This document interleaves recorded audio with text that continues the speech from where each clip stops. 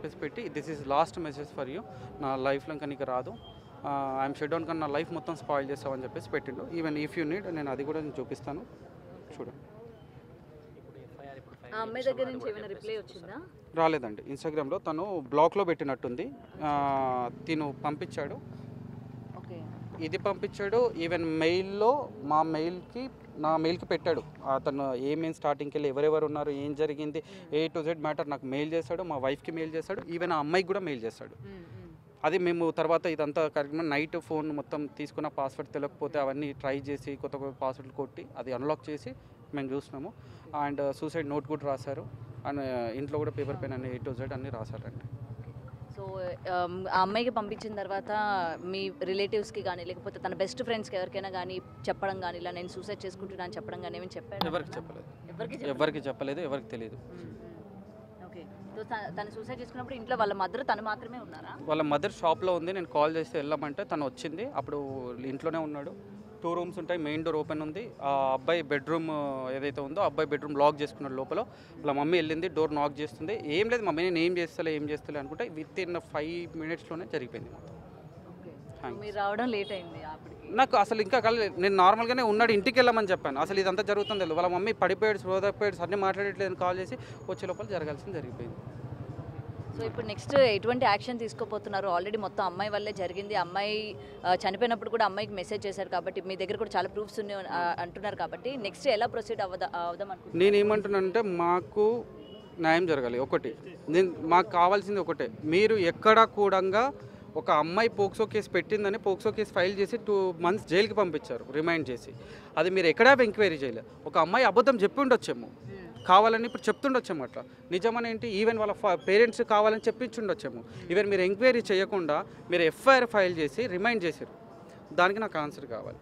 Then ఇంకొకటి, ఈ అమ్మాయికి సంబంధించి అన్ని ప్రూఫ్స్ ఉన్నాయి. ఇలా 8 years నమ్మించి తిరిగి ఇప్పుడు ఇంకొకరితో తిరుగుతుంటే అది తప్పు అని చెప్తే, ఆ తప్పు అని చెప్తే వీడిపైన ఇలాంటి కేసులు పెడతారా? మేము మీడియా ముందు చెప్పొచ్చో చెప్పొద్దో తెలియదు. నేను ఇది కూడా చెప్తున్నాను, ఇంతవరకు వాడిపోయిన తర్వాత నేను దాచిపెట్టాల్సిన పని లేదు. ఆ అమ్మాయి గొడవ స్టార్ట్ అయింది. అమ్మాయి సెక్షువల్గా 3SM కావాలి, నాకు 2 చేయాలని 3 చేయాలని మాట్లాడిందంట. అలా మాట్లాడిన మాటలకి దానికి సంబంధించిన ఎవిడెన్స్ కూడా మా దగ్గర ఉంది, మేము చూపెట్టగలుగుతాం.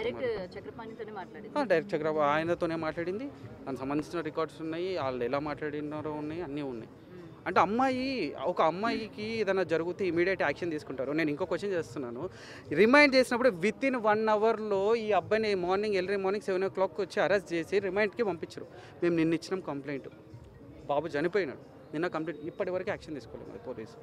ఇప్పుడు మేము వెళ్తే అక్కడ బందోబస్తులో మా రూల్స్ మాకు ఉంటాయండి. ఆ అబ్బాయి సూసైడ్ నోట్ రాసినాడు, మేము చెక్ చేసుకోవాలి, మేము ఎంక్వైరీ చేయాలి, చేసిన తర్వాత మేము రిమైండ్ చేస్తామని చెప్పేసి మాకు FIR కాపీ ఇచ్చారు. FIR కాపీ కూడా ఉంది, మీకు చూపిస్తున్నాను. ఇప్పుడు ఇవ్వలేదు వాళ్ళకి ఇంకా సూసైడ్ అంటే మేము అవి జిరాక్స్ కాపీస్ తీసి మేమైతే ఏదైతే రిపోర్ట్ ఇచ్చామో దానికి ఫైల్ చేసి అది సబ్మిట్ చేసినామో ఒరిజినల్స్ అన్ని నా దగ్గర పెట్టుకున్నాను, నేను ఇవ్వలేదు. ఈచ్ అండ్ ఎవ్రీథింగ్ కూడా నా దగ్గర.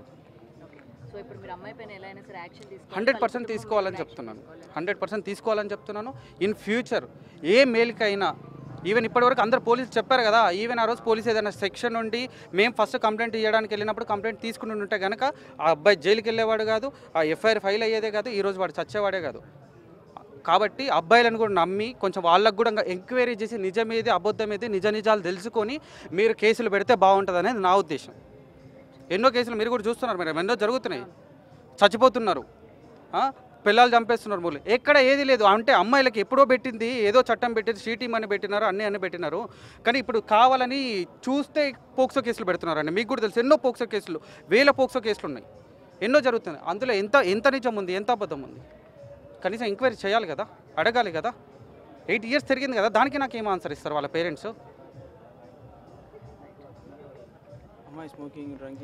అమ్మాయి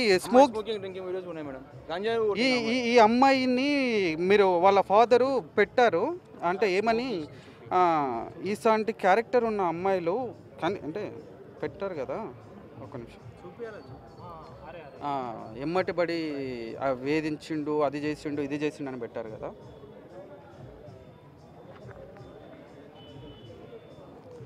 ఇది వాళ్ళ ఇంట్లో, వాళ్ళ బెడ్రూమ్లో అమ్మాయి వాళ్ళ బెడ్రూమ్లో వాళ్ళ ఫాదర్ వచ్చి కేసు పెట్టిండు కదా మీ వాడు ఎమ్మటి పడుతున్నాడు అని చెప్పి, నీ కూతురు ఇంట్లో సిగరెట్లు తాగుతుంది, మందు తాగుతుంది, నువ్వేం బిక్తున్నావు మరి? ఒక ఆడిపిల్లని చూసుకొని ఇక నీకే చేతనైతే లేదు, ఒక మగపిల్లని వెనకాల మేము తిరుగుతామా ఎటు పోతున్నాడు ఏం చేస్తున్నాడు అని చెప్పి. చూడండి వాళ్ళ ఇల్లు కదా, ఇదేం మేము చేసింది కదా, ఇవి ఉన్నాయి, ఇంకా చాలా ఉన్నాయి మేడం చూపెట్టాలంటే, చాలా ఉన్నాయి, చాలా చూపెట్టగలుగుతాం. అబ్బాయికి పంపించినాయి, ఆమె సెల్ఫ్గా తీసుకొని వాట్సాప్లో షేర్ చేసినాయి ఇవన్నీ. అంటే ఏం చెప్పాలనుకుంటుంది అమ్మాయి? అమ్మాయికి ప్యాషన్, ఒకటి తర్వాత ఒకటితో తిరగడం వీడితో అవసరం అయిపోయింది. ఇప్పుడు అబ్బాయి మాట ఎవరు నమ్మట్లేరు, ఎక్కడ అమ్మాయి మాటే నమ్ముతున్నారు. అది అందరికీ తెలిసిన విషయమే, అది ట్రూ. కాబట్టి నేనేం చెప్పినా నమ్ముతారు. కాబట్టి వాడితో ఎంజాయ్ చేసింది, వాడితో అవసరాలు తీరిపోయినాయి, అన్నీ అయిపోయినాయి. ఇప్పుడు వాడు వద్దు, వాడిని వదిలించుకోవాలంటే రివర్స్ చెప్పాలి, నా వెనకాల పడుతున్నాడు అని చెప్పి. నెంబర్ ఆఫ్ ఫొటోస్ నేను చూపిస్తాను, డేట్స్ వైజ్తో సహా. గూగుల్లో స్టోర్ అయి ఉంటాయి కదా, డేట్స్, టైం, ఎవ్రీథింగ్ ఉంటాయి కదా, అన్నీ ఉన్నాయి. అదే ఈ అబ్బాయి వీళ్ళు అన్నట్టుగా టీం పెట్టినారు, అది ఏమంటారు, సారీ, పోక్సో పెట్టినారు, ఎమ్మటి పడ్డాడు, హరైజ్ చేసిండు, కొట్టినారు అని 305, 506 సంథింగ్ కేసులు పెట్టినాడు. అలాంటి చేసేవాడు అయ్యి ఉంటే దాన్ని వెనకాల పడేవాడు కాదు, మంచి యూజ్ అండ్ త్రో చేసుకుని వదిలేసేవాడు, ఇంకో దాన్ని చూసుకునేవాడు. చచ్చిపోయి పడుకునేటోడు కాదు కదా, చచ్చిపోయేటోడు కాదు కదా. ఈడు అన్నోన్ చిల్లర క్యాండిడేట్ అయ్యి ఉంటే, వాళ్ళు చెప్పి ఉంటే, ఎమ్మటి పడి ఉంటే చచ్చిపోయేటోడు కాదు కదా. బయలు మీద బయటకు వచ్చి ఇంకో దాన్ని చూసుకునేటోడు, వాళ్ళ లైఫ్ వాడు చూసుకునేటోడు. కానీ చాలా డిప్రెషన్ వెళ్ళండి మేడం, చాలా ట్రస్ట్ చేసిండు ఆ అమ్మాయిని, ఆ అమ్మాయే లైఫ్ అనుకున్నాడు, ఆ ఫ్యామిలీని కూడా పక్కన పెట్టినాడు అమ్మాయి కోసం. ఆ అమ్మాయి అలా చేయడం ఆ అబ్బాయి తట్టుకోలేక చాలా డిప్రెషన్కి వెళ్ళి ఈ సిచ్యువేషన్ వచ్చింది, అబ్బాయి చనిపోవడం జరిగింది.